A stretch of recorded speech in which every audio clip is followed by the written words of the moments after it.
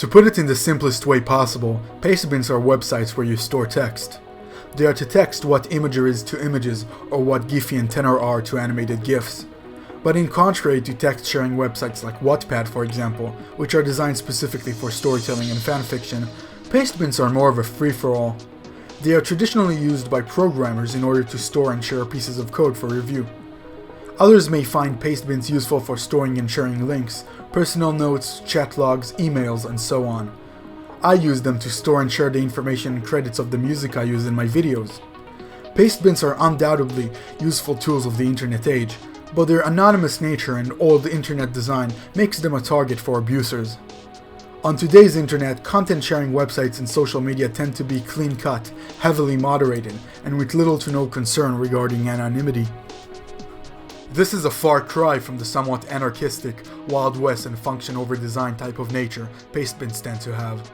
Most of them don't require you to sign up to post basically unlimited text data, and some even offer dedicated privacy options. So what kinds of deviant behavior led certain pastebins to begin moderating their content and removing features? What is being posted on pastebins that are still untouched by the greedy hands of moderators and report functions? Let's dive into it.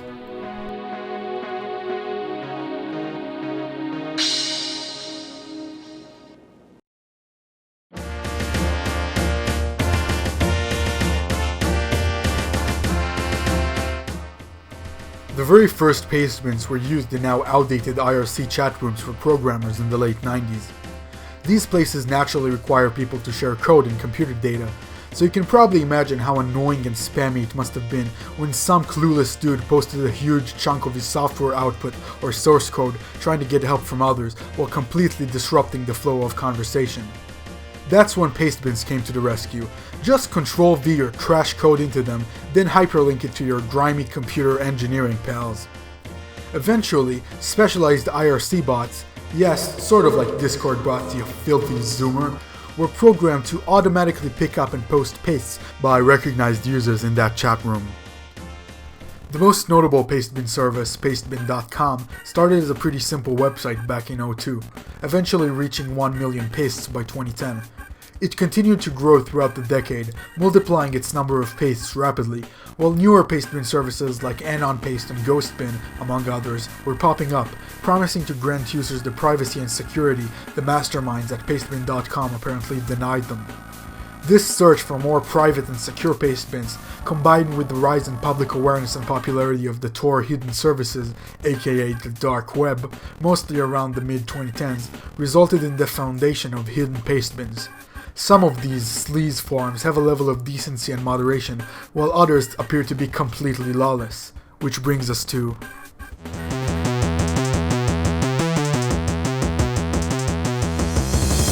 There are plenty of ways to exploit the kind hearts of developers offering pastebin services for free. Here are some examples. Some malware authors and cybercriminals use pastebins to obscure tracks and evade antivirus software. For example, they can craft a malicious software that hides parts of its code on Pastebin and fetches it when necessary, under the user's nose. This practice is not theoretical, it's very real and even somewhat common. Pastebins are also known for hosting hacked and leaked data, sensitive and personal information, stolen source code, pornography-related material, malicious scripts, software piracy, darknet links, and pretty much every other type of digital contraband you can come up with. Did I mention access for home security cameras? On the dark web side of things, unmoderated pastebins tend to become hotspots for depraved criminals and other scum of the earth. Abuse of legitimate online services is pretty common, whenever the service can actually be abused. It's true for social media and other web applications too. It's just how things often go on the good old World Wide Web.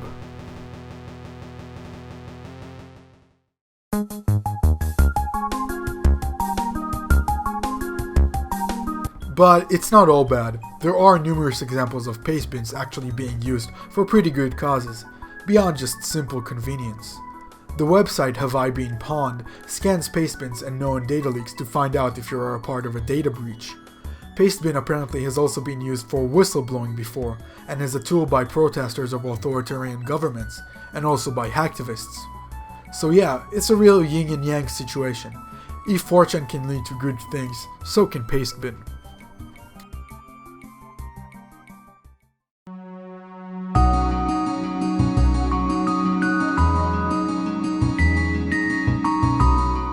For most of their users, pastebins are simply convenient tools of the internet age. For others, they are just another exploitable sheep on the path towards their shady, malicious intents. Some will use them to do what they think is just, and some will use them to find Roblox hacks and porn accounts.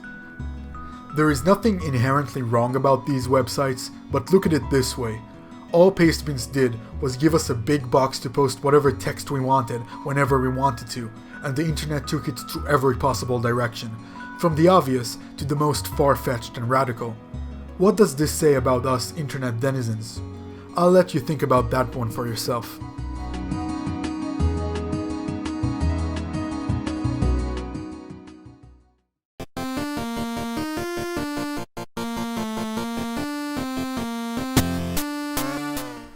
Hey dudes, Eden here. Enjoyed the video? I sure hope so. Have you ever used the Pastebin before? For what purpose? Do you have any interesting experiences with such websites? I'd love to hear about it in the comments below. Hit the like and sub if you'd like to join me for more regularly scheduled programming. I was Eden from NotAimingForTheTruck. Have a good night, folks. Cheers.